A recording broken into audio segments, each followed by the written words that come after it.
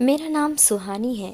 मेरे 3 भाई थे और मैं घर में सबसे छोटी थी, इसलिए घर में सबकी लाडली थी। मेरे बड़े भाई की शादी 8 साल पहले गांव के जमींदार की बेटी से हुई थी। मेरी भाभी बहुत अच्छी थी, लगता ही नहीं था कि वह दूसरे घर से आई है। दिन हंसी खुशी गुजर रहे थे। फिर एक दिन कुछ ऐसा हुआ कि हमारे ऊपर आसमान टूट पड़ा।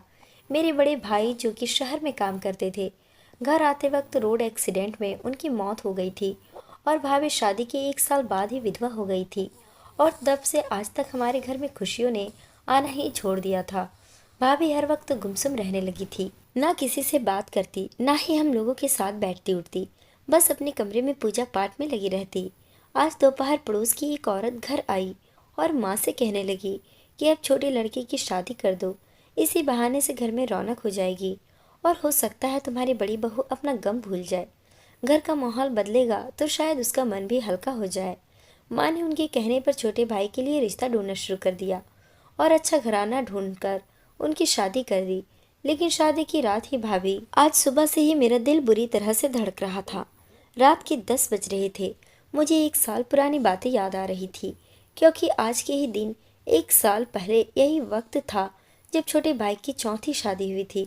हम सब लोग बहुत खुश होकर मजे कर रहे थे कि अचानक भाई के कमरे से चीखने की आवाज़ सुनाई दी। और फिर जो हुआ उसने हम सब घर वालों का दिल दहला कर रख दिया था। हमारी दिशा भाभी, जिन्हें हम इस कदर प्यार से शादी करके घर लेकर आए थे, वो अपने कमरे में हमेशा हमेशा के लिए मौत की नींद सो चुकी थी। दिशा भाभी बेइंतहा खूबसूरत थी, इतनी कि शायद मैं लफ्ज़ों में बता भी नहीं सकती। बस इतना समझ लीजिए, जो कोई उन्हें देखता दांतों तले अपनी दबा लेता कि कोई इतना खूबसूरत कैसे हो सकता है। लेकिन उनकी अचानक मौत से सब लोग हैरान रह गए थे। किसी ने सपने में भी नहीं सोचा था कि शादी की पहली रात को ही भाभी मर जाएगी। अगर भाभी के घर वालों से हमारी रिश्तेदारी ना होती तो दिशा के माता पिता हम लोगों के ऊपर केस करवा देते, क्योंकि दिशा भाभी की चीखने की आवाज़ें बता रही थी कि वो किस कदर तकलीफ में रही है। दिशा भाभी का चेहरा नीला पड़ चुका था और उनके मुंह से झाग आ रहे थे। ऐसा लग रहा था जैसे उन्हें जानबूझकर मौत के घाट उतारा गया हो। लेकिन भाई पर कोई ऐसा इल्जाम लगाने का सोच भी नहीं सकता था। वो तो सिर्फ नर्म दिल इंसान थे, बल्कि बहुत शरीफ इंसान थे। कुछ वक्त भाभी का शोक मनाने के बाद एक बार फिर हमने भाई के लिए लड़की देखना शुरू कर दिया। इस बार जिस घराने में हमें लड़की मिली थी, वो लोग बहुत गरीब थे, लेकिन इनका खानदान बहुत ही अच्छा था। मेरी रिधि भाभी को जो कोई भी देखता वह उन्हें देखता ही रह जाता। भाभी बहुत हसीन थी। भाई की शादी वाले दिन मेरा दिल जोर जोर से धड़क रहा था। ना जाने क्यों मुझे लग रहा था कि आज रात रिधि भाभी इस जिंदगी से नाता तोड़कर हम सबसे बहुत दूर चली जाएंगी। दिशा भाभी के साथ भी तो ऐसा ही हुआ था। तब मैंने दिल ही दिल में सोचा कि अब मैं ऐसा नहीं होने दूंगी, क्योंकि हमारी पिछले 3 भाभियों की मौत एक ही तरीके से हुई थी और इसके पीछे जरूर कोई ना कोई राज था। और अभी तक हमें इस बात का पता नहीं चल पाया था कि इसके पीछे की वजह क्या है। लेकिन एक जैसी मौत होने की वजह तो साफ जाहिर है कि इसके पीछे किसी न किसी का हाथ है।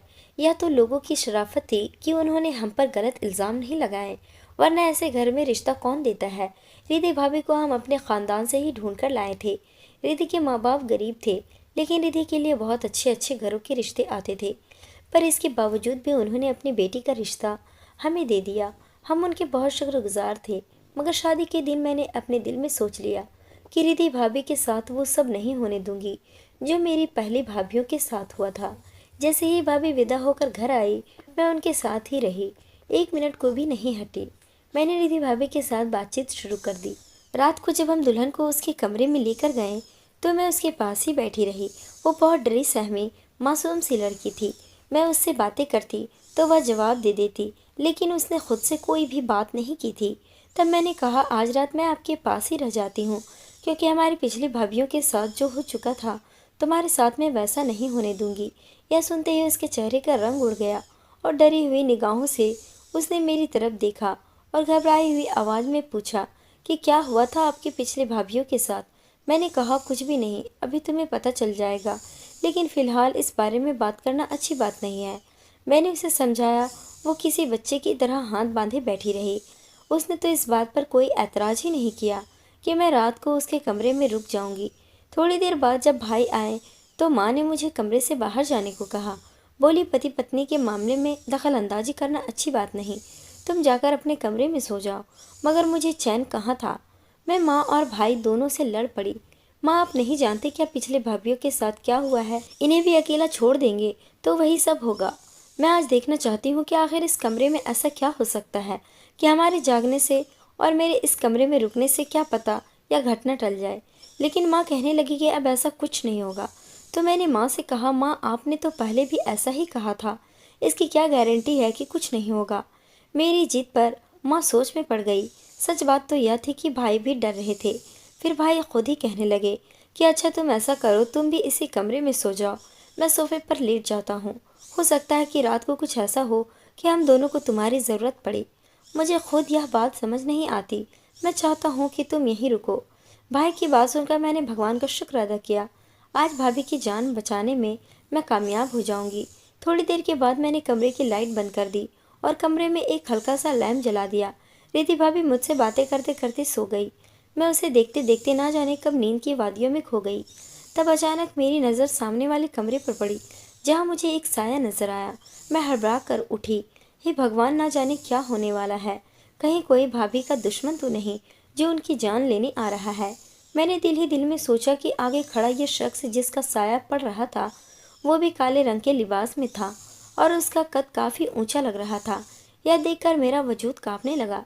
इससे पहले कि वो शख्स हमारे कमरे तक आता, मैंने चीखें मार दी और भाई को जगा दिया। भाई उठो, वह भाभी को मारना चाहता है, मैं पागलों की तरह चीख चीख कर कह रही थी। भाई भी एकदम से उठकर खड़े हो गए। कहा कि वह कौन है, तुम किसकी बात कर रही हो। तो मैंने भाई से कहा कि भाई, वह सामने वाले कमरे के दरवाजे पर खड़ा था और इधर की तरफ ही आ रहा था। हमारे पास ऐसी कोई चीज़ नहीं थी जिससे हम अपना बचाव कर सकते। इसी अफरा तफरी में रिधि भी उठ गई। वो भी अपने बेड पर डरी सहमी बैठी थी। भाई खुद समझ नहीं पा रहे थे कि इस हाल में क्या करे जाएं। अब सिवाय उस कातिल का इंतज़ार करने के हमारे पास कोई और रास्ता नहीं बचा था। तब भाई ने अक्लमंदी यह दिखाई कि मंजली भाई को फ़ोन करके जगा दिया। कहा कि कमरे में कोई आ रहा है, हो सकता है कि वो कोई चोर हो, इसलिए तुम बाहर जाकर देखो। अगर कोई ख़तरे की बात ना हो तो हम बाहर आएंगे। घर के और लोग और बाकी के रिश्तेदार डरते डरते आए। फिर सबने घर में रोशनी करके हर तरफ देखा, मगर वहाँ पर कोई भी नहीं था। सबके सामने मुझे शर्मिंदा होना पड़ा। मैंने तो अपनी आंखों से उस शख्स को कमरे की तरफ आते हुए देखा था, मगर किसी को न पाकर अब सारे लोग मुझे ही शक की नज़रों से देख रहे थे, जबकि मैं अच्छी तरह से जानती थी कि मेरा वहम नहीं है, बल्कि ऐसा मैंने खुद अपनी आंखों से देखा था। खैर, सब अपने अपने कमरे में चले गए। अब हमें क्या नींद आनी थी। रात की 3 बजे का वक्त था। मैं मंदिर में जाकर पूजा पाठ करने लगी। रिधि भी बहुत हैरान परेशान थी। इस सारे हंगामे में उसे नींद कैसे आ सकती थी। उसने भी अपने कपड़े बदल लिए और सादे कपड़े पहनकर मेरे साथ मंदिर में बैठकर पूजा पाठ करने लगी। इसके बाद मैं अपनी माँ के कमरे में चली गई और उनको सारी बात बता दी। मेरी बात पर वह हमेशा यकीन करती थी, चाहे कोई मेरी बात माने या ना माने। लेकिन मेरी माँ मेरी हर बात मान लेती थी। बोली, बेटी, अगर तुमने किसी साया को देखा है तो ज़रूरी नहीं कि वो इंसान ही हो कोई शैतान भी हो सकता है, कोई दूसरी शक्ति भी हो सकती है। माँ की बात सुनकर मैं भी सोच में पड़ गई। बात तो बिल्कुल ठीक की थी, क्योंकि कई दफ़ा ऐसा भी होता है कि शैतान इंसान की शादी रुकवाने के लिए तरह तरह की तरकीबें करते हैं। हो सकता है कि भाई पर कोई शैतान आशिक हो। मैंने दिल में सोचा और इसी वजह से भाई की तीनों बीवियां मौत की घाट उतारे जा चुकी थी। अब सारी बात मेरी समझ में आ गई थी। माँ ने भी मेरी बात को समझने की कोशिश की और कहने लगी कि तुम्हारे भाई पर किसी चीज़ का साया हो सकता है। हमें सबसे पहले इस बात का हल निकालना पड़ेगा। तब माँ ने अपनी एक सहेली से बात की, क्योंकि वह काफ़ी सारे बाबाओं और तांत्रिकों को जानती थी। अगले दिन माँ और मैं उनकी सहेली के घर चले गए और वह हमें वहाँ से एक बाबा के दरबार में ले गई। थोड़ी देर तक हम बाहर बैठे रहे। फिर कुछ देर बाद उन्होंने हमें अंदर बुला लिया। बाबा ने ऐसे ही हमें देखा, देखते ही कहने लगे कि तेरे घर पर काली डायन का साया है। माँ और मैं यह सुनकर हैरान हो गई थी। फिर बाबा ने हमें जो कुछ भी बताया वो सब सच था। भाई के साथ बिल्कुल वैसा ही हुआ था। बाबा की बात सुनने के बाद माँ बाबा के पैर पड़ने लगी। वो कहने लगी, बाबा जी, मुझे इसका कोई उपाय बताइए, मेरे बेटे की ज़िंदगी बचा लीजिए, बहुत बड़ी मुसीबत में घिरा हुआ है। माँ की बातें सुनकर बाबा जी कहने लगे, मैं तुम्हें जाप करने के लिए मंत्र बता रहा हूँ, और कहने लगे कि यह कोई मामूली मंत्र नहीं है, इसको लगातार 1 हफ्ते तक पूरी पूरी रात जाग कर इसका जाप करना होगा, तभी तुम्हारा बेटा उसके साए से बच पाएगा। और अगर एक दिन के भी जाप नहीं किया तो फिर मंत्र जाप दोबारा से शुरू करना होगा। इसके बाद हम लोग अपने घर आ गए और घर आकर माँ सबको बाबा की कही हुई बातें बताने लगी। माँ ने अपने आप को दिमागी तौर पर रात को जाप करने के लिए तैयार कर लिया था कि वह आज रात से ही मंत्र जाप शुरू करेगी। मगर मैं माँ से कहने लगी कि माँ, आप रात भर कैसे जागेंगी? आपका ब्लड प्रेशर किसी भी वक्त बढ़ जाता है। आपको तो बहुत ध्यान रखने की ज़रूरत है और आपके लिए रात की नींद पूरी करना बहुत ज़रूरी है। यह सुनकर सबकी नज़रें बड़ी भाभी पर जम गई। बड़ी भाभी को विधवा हुए तकरीबन 7 साल बीत चुके थे। हम सब उनकी बहुत इज्जत करते थे। जब से बड़े भाई इस दुनिया से गए थे, भाभी बहुत संजीदा हो गई थी, बहुत कम बात करती थी, ज़्यादातर अपने कमरे में ही वक्त गुजारती और हमेशा पूजा पाठ में लगी रहती थी। हमारे पूरे ख़ानदान में उनकी इज्जत इस तरह थी जैसे किसी बड़े बुजुर्ग की होती थी। माँ की बीमारी का ख्याल करते हुए मैंने बड़ी भाभी से मिन्नतें की। भाभी, मुझे आप पर पूरा भरोसा है कि इस मंत्र जाप को आप ही कर सकती हैं। अगर आप हमारी मदद करेंगी तो भाई की पत्नी शायद बच जाए, क्योंकि मुझे तो अभी भी डर लग रहा है। हालांकि पहली रात को तो कुछ नहीं हुआ, मगर उसके बाद कुछ भी हो सकता है। बड़ी भाभी ने मेरी बात पर हामी से हिला दिया और वो यह मंत्र जाप करने के लिए तैयार हो गई। मगर मंत्र का जाप करने के लिए पूरी रात जागना काफ़ी मुश्किल और कठिन समस्या थी। फिर भाभी पर घर के कामकाज का बोझ कम कर दिया गया ताकि वो रात को बैठ के आराम से मंत्रों का जाप कर सके। हमारे घर में वैसे भी एक नौकरानी आती थी जो घर का सारा कामकाज करके चली जाती थी, जिसने हमारी दोनों भाभियों को आराम से रखा हुआ था। शाम का वक्त था, सब अपने अपने कमरों में मौजूद थे।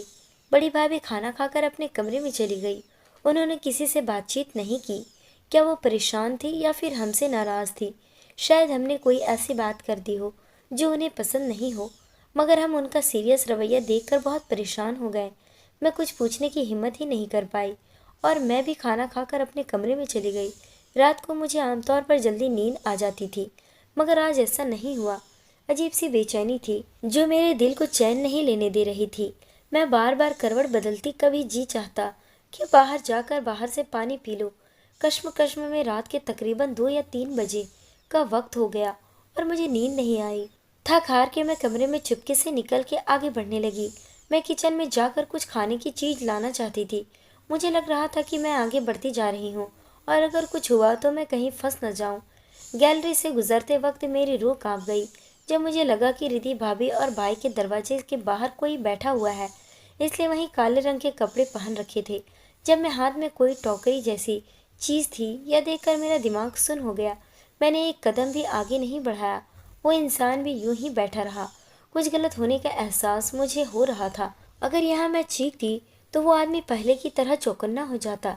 मैंने अपने दिल में सोच लिया कि मुझे अब क्या करना है।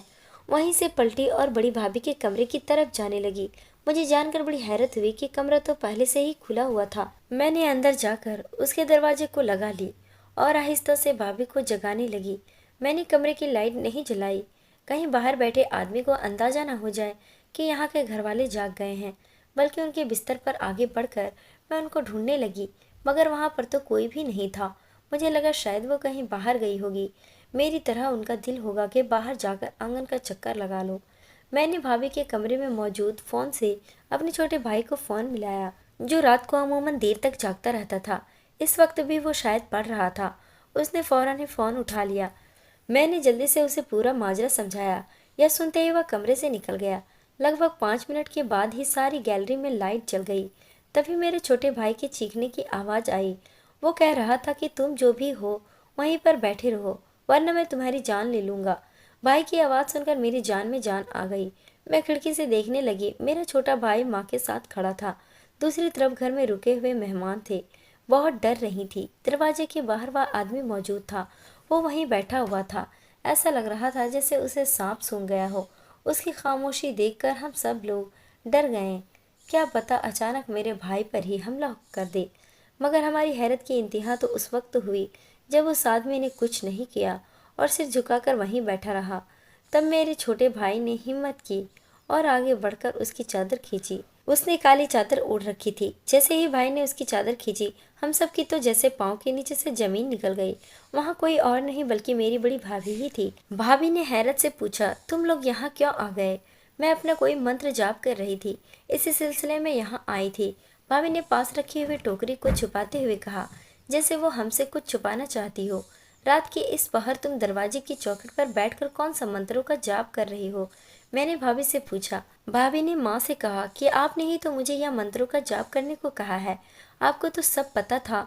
तब माँ ने कहा कि मुझे पता है, मैंने तुमसे कौन सा जाप करने को कहा था। मैंने भाभी को जवाब दिया, लेकिन यह तुम्हारे हाथ में क्या है? माँ ने आगे बढ़कर भाभी से टोकरी छीन ली और जब टोकरी का ढक्कन हटाया तो माँ की आंखें फटी की फटी रह गई और माँ चीख कर बोली, भगवान का शुक्र है कि किसी को कुछ न हुआ, वरना तो इस टोकरी में बहुत खतरनाक काला बिच्छू बैठा था। इतना बड़ा बिच्छू किसी ने पहले कभी देखा ही नहीं था। बाद में हमें पता चला कि वो बिच्छू ऐसी प्रजाति का है कि अगर किसी इंसान को काट ले तो उसे 1 मिनट में ही मौत जकड़ लेगी। मैंने भाभी से पूछा कि यह तुमने अपने पास क्यों रखा है, क्या तुम पागल हो गई हो? तो यह सुनकर भाभी बहुत घबरा गई और कहने लगी, नहीं माँ, यह तो बस मंत्रों के जाप की वजह से ही मैंने अपने पास रखा हुआ था। अब आपको क्या बताऊं कि इस मंत्रों के जाप के लिए मुझे क्या कुछ करना पड़ रहा है। यह कहते कहते भाभी का चेहरा लाल हो चुका था। उसकी घबराहट से साफ पता लग रहा था कि वो झूठ बोल रही है। माँ ने कहा, मैं नहीं मानती, तुमने काले कपड़े पहन रखे हैं और यह बिच्छू इस मंत्रों के जाप के लिए तो हो ही नहीं सकता। सिवाय मौत के इससे किसी भी बुरी शक्ति का निवारण तो हो ही नहीं सकता। इससे सिर्फ किसी को भी मौत के घाट उतारा जा सकता है। माँ की आखिरी बात ने हम सबको चौकन्ना कर दी, क्योंकि इसका मतलब था कि बड़ी भाभी ने ही मेरी सभी भाभीियों को मारा था और इससे आगे तो हम सोच भी नहीं सकते थे। हमने बड़ी भाभी को इस वक्त कुछ न कहा। उनसे बिच्छू लेकर छोटे भाई से कहा कि जाकर किसी जंगल में छोड़ दो या फिर किसी सपेरे को देकर आओ और इसे मारने की गलती ना करना। कहीं ऐसा ना हो कि मारने के पहले या तुम्हें डस ले, जिससे कि तुम्हें कुछ हो जाए। भाई वो टोकरी लेकर सीधा घर से बाहर चला गया और हम सब लोग अपने अपने कमरों में जाकर के लेट गए। अगले दिन जब सब लोग उठे तब सबको यह पता हो चुका था कि बड़ी भाभी की नीयत ठीक नहीं थी। इसलिए 1 हफ्ते बाद माँ ने अपनी हकीकत जारी रखी। मेरी एक डॉक्टर कजिन को बुलवाया, उससे एक बिच्छू का जिक्र किया और उसे सारी बात बताई और उससे पूछा गया तो वो कहने लगी कि आपकी तीनों बहुओं की मौत किसी बिच्छू के काटने से ही हुई थी। इस बात ने हम सबको हैरान कर दिया। भाभी की इज्जत और मोहब्बत हमारे दिलों से निकल चुकी थी। हम सोच भी नहीं सकते थे कि वो औरत इस दर्जे का घटिया काम कर सकती है। वह ऐसा इसलिए कर रही थी क्योंकि वह चाहती थी कि छोटे भाई से उनका शादी हो जाए। घर पर वह खुद से कह नहीं सकती थी, इसलिए उन्होंने यह रास्ता अपनाया कि सबको मारती जाएगी तो फिर कहीं ना कहीं घर वालों के मन में ख्याल आएगा कि इनकी शादी भाई से करवा दी। हमारे छोटे भाई को हासिल करने के लिए किस हद तक गिर सकती है। हालांकि हम सबने उनको इज्जत दी, मान दिया और अपने घर में एक बहुत ऊंचा सम्मान दिया और इस तरह रखा कि वह विधवा हो जाने के बाद भी किसी को विधवा न लगे। कभी उनमें और अपने आप में फ़र्क न किया। मगर उन्होंने एक बड़ा जुर्म किया था, क्योंकि कत्ल का जुर्म कोई छोटा मोटा जुर्म नहीं था। इसकी सज़ा तो माफ़ी के काबिल हरगिज़ न थी। मगर विधवा होने की वजह से हम उन पर यह इल्ज़ाम लगाकर उन्हें थाना कचहरी के चक्कर लगवाने नहीं चाहती थी।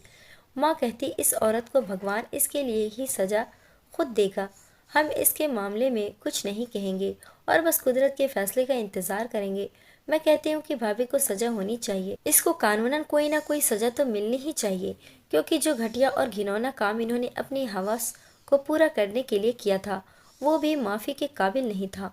दोस्तों, आपको क्या लगता है कि हमें भाभी को सज़ा दिलवानी चाहिए थी या उन्हें कुदरत के हवाले कर देना चाहिए था? आप हमें कमेंट करके ज़रूर बताएं।